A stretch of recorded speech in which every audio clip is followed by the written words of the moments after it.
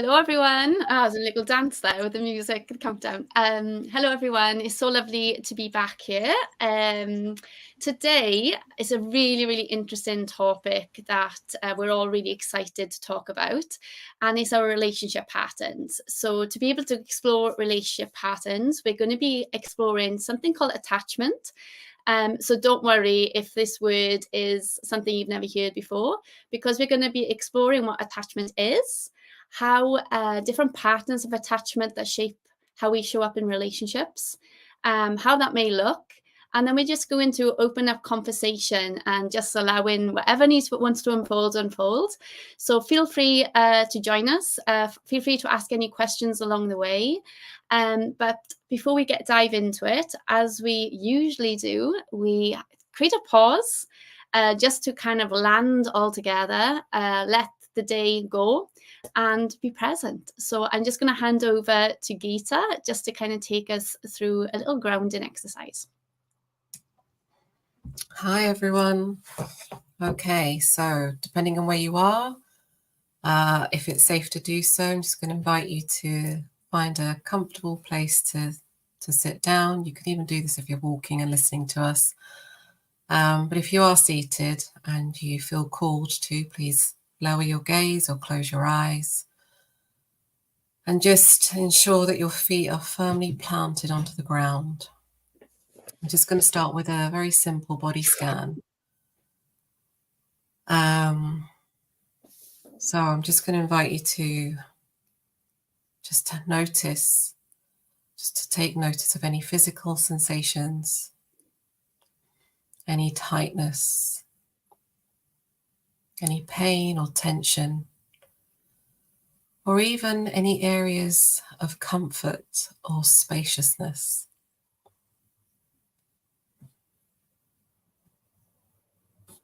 And just bringing your attention to the top of your head, just scanning down your forehead, your eyes, your nose, your cheeks, your chin and your neck, down to your throat, moving to your left shoulder, your right shoulder, down your arms, forearms, hands, and down to your fingertips. And then just focusing on your chest, your heart,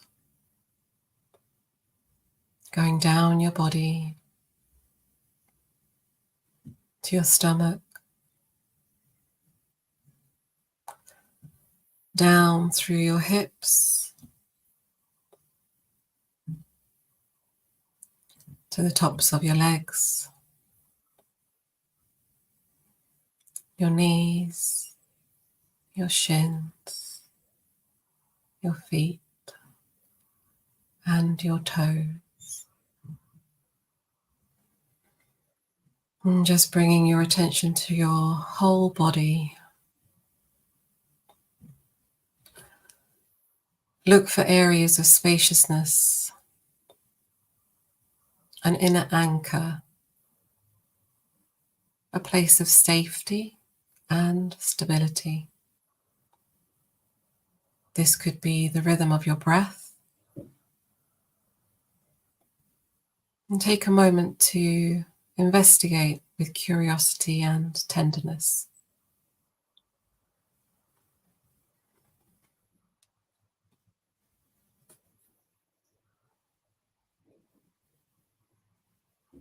And just notice if you disconnect and gently bring yourself back.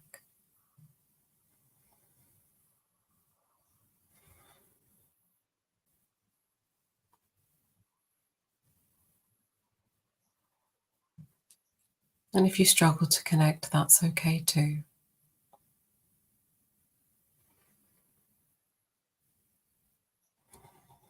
This is your time, your space, your choice to be here today with us.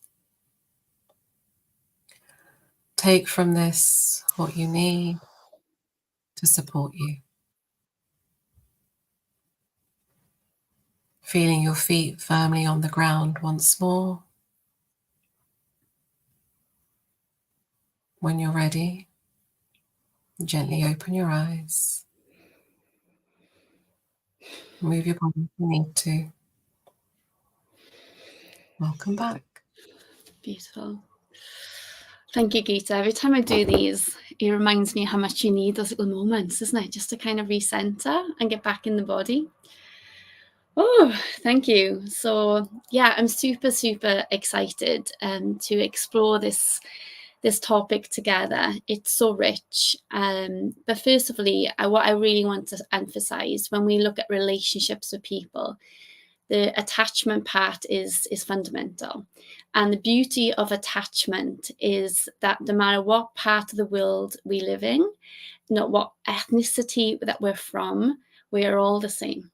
We all need connection and safety from other people, which is part of the attachment process.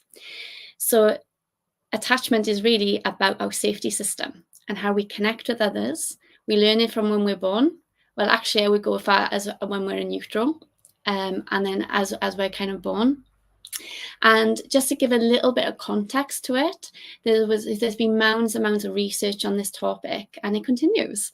But what they found was from something called the strange situation. They looked at children that were how they reacted when their mum came back into the room. Some of them got very clingy. Some of them didn't even notice or pretended they didn't notice. And some of them kind of had that connection. They felt safe and they went back to kind of explore what was in the room. So following on from this, more research found that actually attachment isn't just about childhood. Attachment comes through the lifespan. It follows us into adulthood. But some attachment patterns from childhood can follow us into our adult relationships, and some change. So what we do know is there's nothing wrong with any kind of how we relate to people. It's more what we've learned. So because we've learned it, the attachment patterns can change. Some say that in some instances, they can become kind of rigid, how we experience ourselves and how we relate to others. And some will say, actually, these patterns, we can show up differently in different relationships with different people, that it can all be different. So before I give the names of these patterns, what I want to emphasize is not a definition of a person. It's a pattern in how we experience ourselves and how we show up to create safety and connection with other people.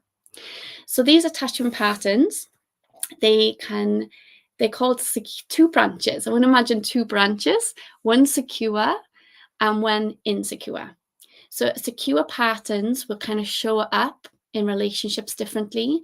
And the insecure, I've got a few other ones, and they're called anxious, they're called avoidant, and then there's anxious avoidant, because they're not just in one category, they display both the anxious and avoidant. So these patterns can kind of show up in our relationships. And for me, in my own personal journey, I was unaware of all of this. But the more I've kind of dived into it, it's really illuminating. It's been like a doorway into really understanding myself and meeting myself differently, but also how I show up in relationships differently. It's been so illuminating. That's why I'm super excited to be exploring this topic together. So some of the ways how these patterns can kind of show up differently is how we view intimacy and togetherness with another, the way we deal with conflict, our attitude to sex, how we communicate our wishes and our needs, and also our expectations of relationships and partners. So this talk is going to be much more on our more kind of romantic partners, but attachment feeds into everything, parenting, how we show up in our work colleagues, how we leave our homes, interact with people, with money, with food. It is like huge. So this is just we're going to step in together and just start to begin to explore. So it's really, really exciting. So just to kind of just how this kind of may look. So secure attachment patterns, they tend to be much more comfortable with intimacy and closeness with other people. And more anxious tends to be people more, they kind of really want close intimacy, and they can be really overly dependent, and they tend to want a lot of reassurance that everything is okay. They can almost like fear rejection and abandonment. And avoidant tends to be, they really celebrate and value my independence. I don't need anybody else. And they can be kind of a kind of emotional distance between other people. And then the fearful, the one that kind of holds both, can kind of really, really want close intimacy. They really want it, but they fear it as well. So there's a kind of like draw in, draw out, draw in, draw out. So different patterns can kind of show up in relationships, if that is in dating, if that is in a long-term relationship, they kind of show up. So with these different attachment kind of styles, even though anxious and that fearful, which has the avoidant and attachment, tend to have more kind of, they really feel anxious.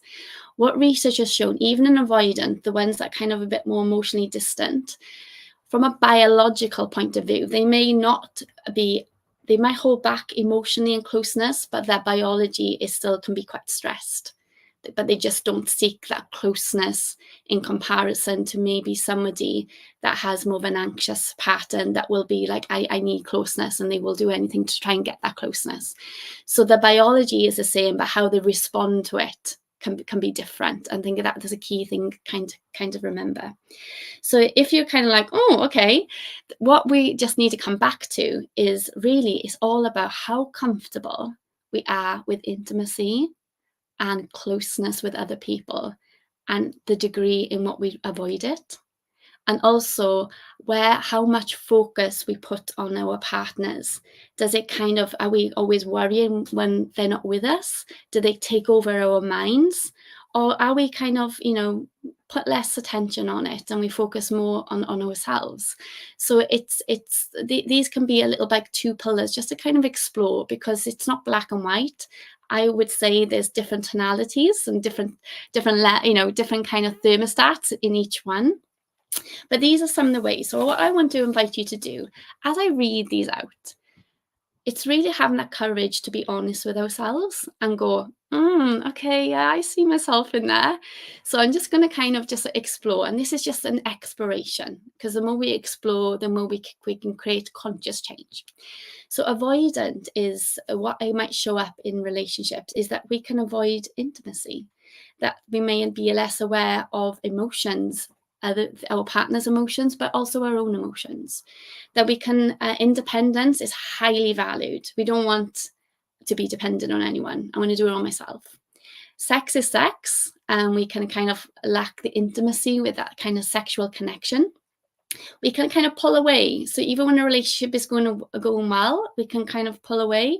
We may even end relationships, and we might find that we're in this cycle of 2-year relationships and 2-year relationships end. We can form relationships maybe with people that actually it's not really going to work. Maybe they're already in a relationship with somebody else. We can kind of check out with our partners mentally and emotionally, so we kind of have a distance between them. We can avoid physical closeness, and we can be less responsive to our partner's needs. So that may look, our partner's exhausted, they may be a bit worried, and we're not really aware, and we don't meet those needs with our partner. So maybe that partner needs reassurance that everything is okay.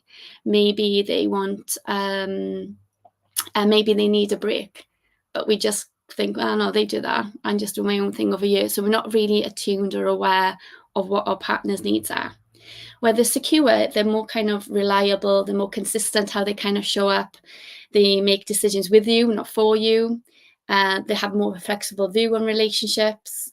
When relationships, we can have difficulties and we can have disagreements, but they're much more how they're able to be open and transparent, how they communicate those problems. They're not afraid of commitment or dependency. They don't see relationships as hard work. They see it more as a gift. The closeness, how they get closer to the relationship, that there's more closeness because they really get a lot of connection, fulfillment from that deep connection with another. If they're dating or early in the relationship, they tend to introduce them to family and friends much quicker, and they naturally express their feelings. They're more open about how they feel, and they don't play games. They tend to kind of forgive more. And sex and intimacy is one thing. They're not separate. Intimacy comes with sex.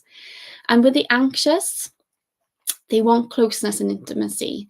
They might notice subtle cues. So maybe there's a change in a facial expression, maybe their energy, and they will be really aware. And research has shown this, that anxious patterns, they notice changes much quicker than any other attachment pattern. But then what can happen, they can jump to conclusions. Oh my God, they're going to reject me. Oh, they're going to abandon me. This is not going to work. I've done something wrong. So they can kind of jump to conclusions much quicker. They may find it hard to tell their partner their needs. So then they may neglect their needs in that process. Or maybe not able to share what's really bothering them. They can think about their partner much more and take up their headspace that then doesn't give them energy for the other things that are important in their life. They can stay more in kind of unhealthy relationships because they think, oh, it's really hard to find love. This person will change. So they can actually stay in more unhealthy dynamics that are not actually good for them. And they tend to need more reassurance from their partner. And if that partner is not giving them the reassurance, their worry and anxiety tends to build, and they kind of fill that gap. And yeah, so these are the kind of some of the manifestations of what can kind of show up. But just to kind of give a little bit of context is, if it's too secure, I'm going to imagine these are too secure. Two secure people can be like this, and they just be open. They may have a disagreement, they talk it out, but they keep that connection going. There's a safety when things are going right, when things are going wrong. There's always a degree of closeness and intimacy. If this was avoidant and this was an anxious, the avoider may give a little bit of closeness. This makes the anxious person go, oh, that's really nice, and then they withdraw. And then the anxious person, anxiety builds up. They can get really overwhelmed, but they want to draw closer while the other person is pulling away. And then what can happen, they can get really overwhelmed, and then they can get overwhelmed with emotions, and then they may withdraw, they may threaten, I'm leaving you, I've had enough. And then they calm down, and then they see just the good in the avoidant person, where the avoidant person actually just sees more the qualities they don't like in the anxious person. And what can happen then when there's this conflict, if it's an anxious person or secure person, they want that repair, because that repair in that conflict or disagreement brings them closer. But the avoidant wants to kind of just move away, because they're like, even repairing is too intimate, it's too close. So then they just want to brush it off, pretend it didn't happen. So what happens, it keeps unconscious beliefs alive, because the anxious person may think, oh, I'm not lovable, I won't find anyone else, I'm not good enough. And the avoidant person will think, well, I need to be independent. I don't want anyone relying on me. I'm strong as I am. So these relational dynamics keep beliefs nourished and alive. They're not actually giving them the relationship that's really important to them, that they really want. Underneath all these protective layers, they don't actually get the relationship that they're really, really wanting. So I hope that kind of just gives a little insight how these kind of relationship dynamics can play out. But what I want to kind of really illuminate is, the more we see it, the more we understand ourselves, and the more we can kind of meet ourselves differently and show up in relationships differently. But I'm going to kind of just open it up, because I'm dying to know what everyone else is thinking. But just touching into kind of attachment patterns, I'm wondering, ladies, what have you seen, maybe whatever you feel comfortable to share with your, maybe personally, your attachment patterns, maybe has it's kind of traveled through your life to now, or maybe what you've seen professionally. What is it that you have experienced or seen?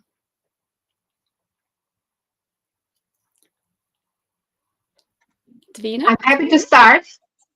Yeah, Carla, go. Yeah, but even before answering your question, Kelly, the first thing after your introduction, which was beautiful and lovely, and I'm just starting to understand more about attachment styles myself, because it's something that I've never looked into deeply. And I have more questions than answers at the moment, I must say. So maybe maybe it will be helpful for some of those that are listening to us, because I have so many questions to ask. Yeah. And I read a few things already about it as well. So, and the first thing is that for me, it has been very difficult over the last couple of weeks because we had this episode. So I've been trying to identify my own attachment style, which I have never done before. So the first thing is that I can see myself in probably all of them. So it's so difficult to just say, actually, this is the one that I have. This is my attachment style. So how can I do it then? How can I actually identify my attachment style? Is there only one, or can I have all of them?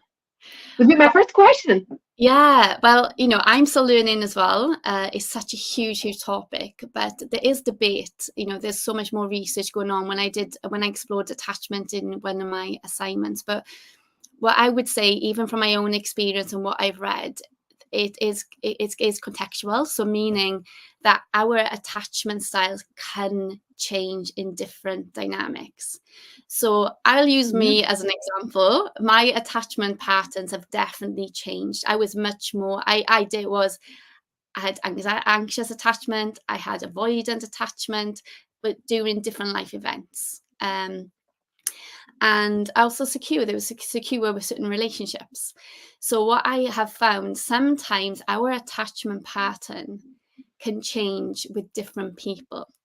So, for example, somebody maybe who has is a bit more avoidant, and they've got quite, I want to say, like a thermostat is up here with avoidance, so they're quite emotionless. That may tip that can maybe then activate an attachment pattern that is within our systems of more of an anxious attachment.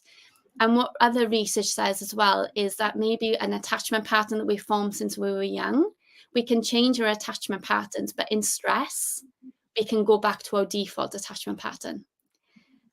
So that is what other attachment researchers say as well. So it's the more awareness we get, we can just go, hey, oh yeah, okay, I notice. Actually, I've just gone back into a little bit of default attachment pattern here. And then we can just really meet ourselves, because meeting ourselves with compassion is so important, because none of this is right or wrong. It is how we've had to kind of learn. And some will say also, there's also a debate around attachment, which I won't go into too much, but it's also a temperament. We've all got different temperaments that we're born with, and we can be much more sensitive, and that can feed into our attachment as well. So there is there's ongoing debate around that as well. Yeah. I don't know if that kind of like answers your question a little bit. It does. And just listening to you, I can clearly see, at least in my situation, a difference in terms of work, because I can see myself in terms of work more the secure attachment styles at work, a lot of those in work. But when it comes to personal life and probably my personal relationship, I can see some of the others, the fearful, for example. Yeah. So yeah, it makes totally sense. Yeah.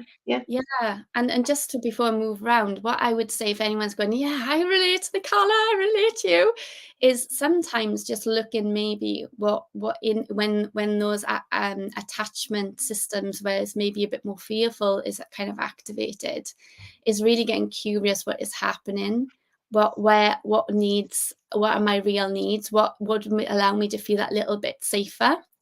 And allowing ourselves to get really curious with that is so important. But yeah, what else? Well, and other ladies, what's showing up for you, ladies? Davina or Geeta?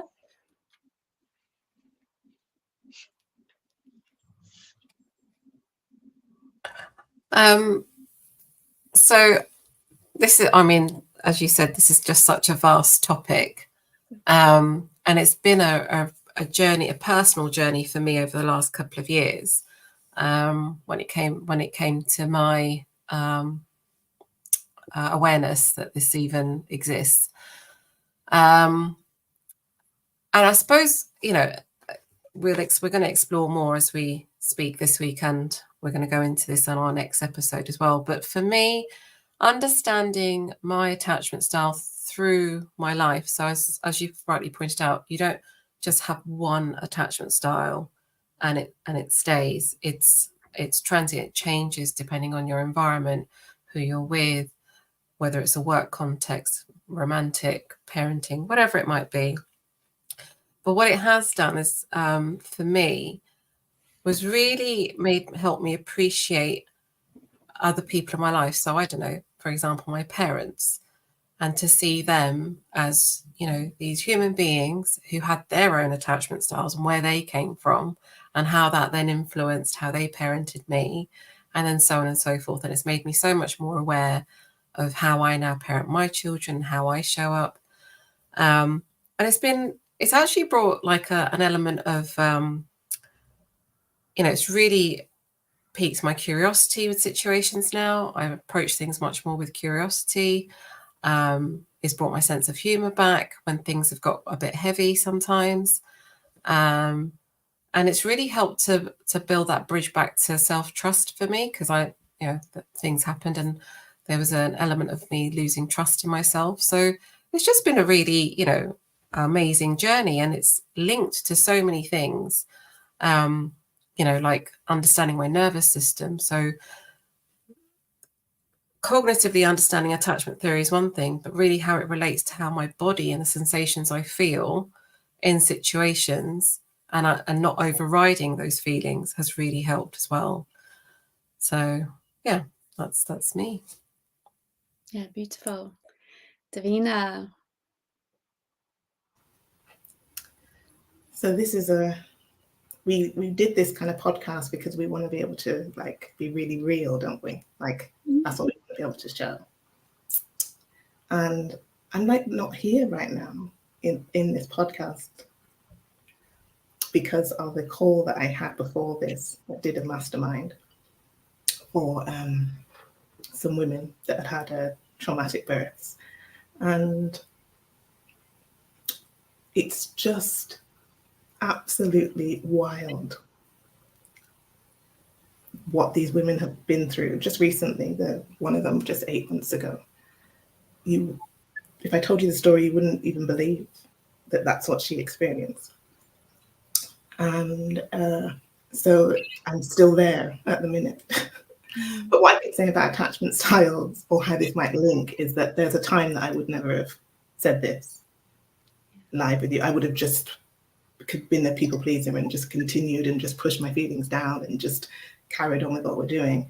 So when you say that attachment styles can change, I know I was a anxious style, but that's definitely changed. Probably even throughout the last year that's changed. But I feel more secure in myself. I feel safe with you guys, and that I can just be me and just tell you that I'm still with the women who have been abused having their babies. So that's just kind of where I'm at. Yeah. And where are you? Yeah. Do you know what? That's really spoken to me as well. And it really links into the importance of relationships and a difference a difference of attachment that we can create, no matter where our attachment pattern may have been dominantly in.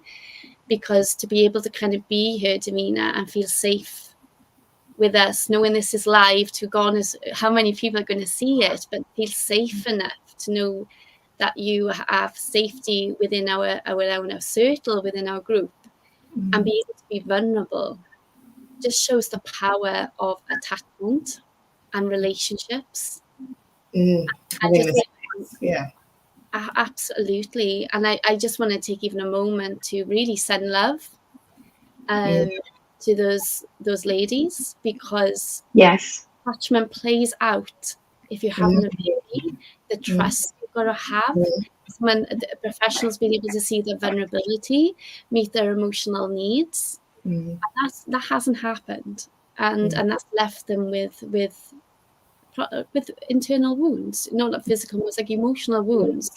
And I think this is illuminating with your beautiful share that this is everything. This shows up when we when we're in a professional capacity, if we're the professionals, when we're the client. This is always shaping people's reality and how safe they feel and how vulnerable they can be. Absolutely.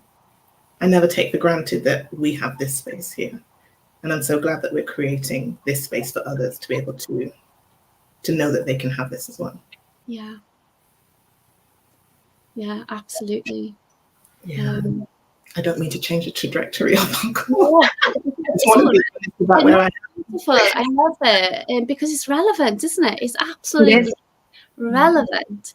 And you know what I was sharing with Geeta earlier, you know, there was and it reminds me of the ladies, and you know, and literally my hat goes out to every lady that was in that kind of mastermind today. And because what they shown was some research was when people are in pain, and then they can measure parts of the brain when they were on their own, which I would imagine a lot of these ladies felt alone, their pain threshold was through the roof. But when a stranger held their hand, their pain slightly come down. But when their partner, one person, their partner who they have trust and they have that secure pattern with, held their hand, their pain dramatically came down. And this is really highlighting the importance of relationships and how when people don't understand this, how we can really hurt people deeply. Yeah. That's amazing. That's amazing research. It is so important. Like that last bit you said there about how we can hurt people, because you may not realize maybe how words can hurt or how they can affect people. Like a lot of as you just said there about holding your hand, like most of the women that I speak to all just say, if someone had just said, "Are you okay?" It's that if someone had just gave me a hug, like that would have made such a big difference, because what's happened, but just somebody to say, "I'm so sorry that happened to you." So yeah, it makes a huge difference. Well, I just feel so sad that this is not happening. Like, you know, if we're really being transparent, like I literally feel my stomach go, ugh, you know, just like it's like a heartache that this is happening. Yeah, it's been a heavy week with the birth trauma report. But it's also connecting a lot of women as well. There's so many women that have been silent for so long, and now finding like, oh, like I can speak about this. Like there's a space to be able to speak about it. But these type of circles that we have and the things that I've had, I think it's just so important for women to feel safe to be able to talk about what they've been through. Because we also know that it can manifest in so many different ways, emotionally and physically. And as we're talking about attachment with your child, attachment with your partner, attachment with your friends, your family, like you say, it all connects. It all connects. Yeah, you can't separate it really, can you? Is it fair to say that the dream would be for all of us to move to a secure attachment style in our relationships? If we kind of like really draw in, it's about safety. And if you think of, I don't know if you've ever heard of something called Maslow hierarchy of needs, and there's other ones, right? Right at the bottom, if you think of a tree, for a tree to thoroughly be nourished, we need roots, and those roots need safety. They need connection with the floor to be nourished for it to kind of grow and thrive. So without safety, we adapt, and we adapt who we think we need to be. We create beliefs about ourselves. We don't get really close, those closeness and that intimacy that we as humans need. So we just learn to adapt. We're very resourceful, but that adaptation actually cannot serve us, and then that can lead to all different host of different things. But when you look at parent and children, the real massive thing is something called attunement. So it's something when you might notice someone feels something, they might not even say it, but you just know, and you can meet them without them having to voice it. So if you're a parent, that might be like, oh yeah, I know when my child is feeling even hungry. I know when my child is feeling sad. I just know, and they don't have to tell me. that it's something, if a child misses that from their own experience, it's very difficult for them then to understand what that's about. Or if they're anxious, they can be much more hypervigilant, because then they're a little bit like, okay, what do I need to change about me so I can keep that connection? So sometimes then in a kind of avoidant and anxious attachment, if they stay together, the anxious person or the anxious attachment person will tend to compromise their needs and adapt more with the avoidant pattern to kind of try and make this relationship work. So if it's more secure, really secure, a pattern that what it's really about is being to be vulnerable, to be intimate, to be close, and to be able to depend on each other, and also feel like you can depend on me and I can depend on you. And your well-being is really important. So if you're struggling, then I don't feel good, so I'm going to come and help you. So it's really, and if in all honesty, if we had more secure patterns, which we all can develop, even if we haven't had it before now, we all can develop it. But it's really not that there's anything wrong with any pattern. It's more just understanding how maybe we're showing up, so we can have that degree of fulfillment, we can have that closeness, we can have that intimacy, because that's what being human is all about. And if you think maybe, I'm going to probably say something a bit controversial here, say like some maybe world leaders, if they were more emotionally involved, if they were maybe more attuned to, God, when I do this policy that really affects other people, then maybe the world would be a bit different. Yeah, that's an interesting one, right? Yeah, because I could even go further, and sometimes I say, if I look at most of the world leaders, they are men. Probably even a bit more of controversy to the conversation, but that's a totally different story, different conversation. But it's also how we it's really about really being able to rely on each other. And we were just touching on earlier before we went live, is that even on social media, there seems to be this real hype of being independent woman, I can do it, like focus on yourself, you know, and all this. But actually we need other people. That's where it comes down to it. We need other people to be regulated. We need other people to be dependable on. We get some purpose of people going, hey, can I have your help? You can depend on me. And this really about keeping connection going, but healthy connection rather than disconnecting. That for me is what it's all about. But when we kind of understand maybe what we've had to learn to be, there's no right or wrong, and how we can shift it slightly, bit by bit, then where we're just creating much more fulfillment, because secure patterns tend to feel much more fulfilled and feel more fulfilled in relationships. And will we discuss, I was going to say tomorrow, next session, ways in which people can do that? As you said, like a little bit by bit, that we can try and become more secure. Is that something that we can share next time? Yeah, this time has just flown. And the next session, Geeta is beautifully going to host. Would you like to share where we're taking this conversation next, Geeta?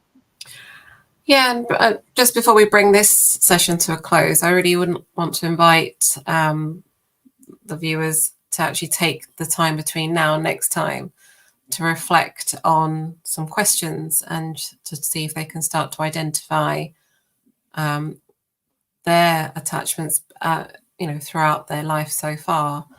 And some of the questions I'd share are, how did your caregivers respond to your emotional needs when you were a child?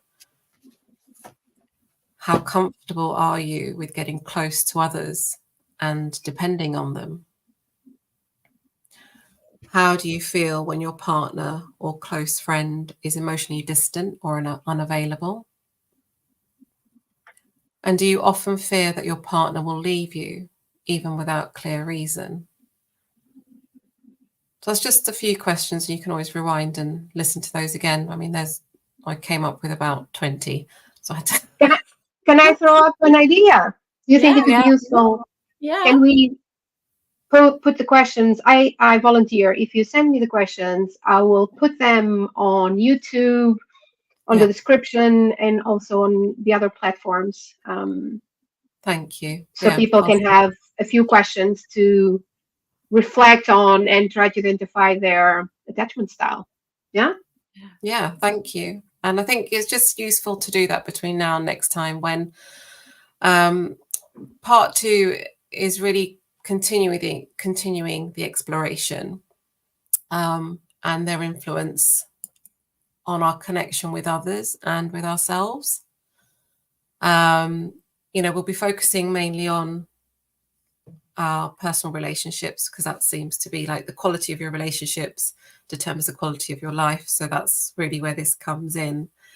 And what will come into that is also communication styles, self-awareness, and how you can build more fulfilling relationships. Yeah, so that's the direction we're heading into. And next time, actually, we're all going to be together. So we'll be coming to you from one location, which I'm really looking forward to. We haven't been together in person for some time, so that's going to be a beautiful experience for us all. Yeah, absolutely. We will be in Cardiff. Yes. In Cardiff. Hopefully it'll be sunny, because time I go over that bridge. Yeah. Wish us sun, ladies and gentlemen, wish us sun. But before I close with a beautiful quote that I was sent that really kind of sums up everything that we've, just brought into this space together. Has anybody got anything bubbling they want to kind of end? Is anything anybody wants to kind of share as we draw to a close? I have something on my mind that could, at least it helps me to think about it, is that whatever attachment style we have, it's not our fault.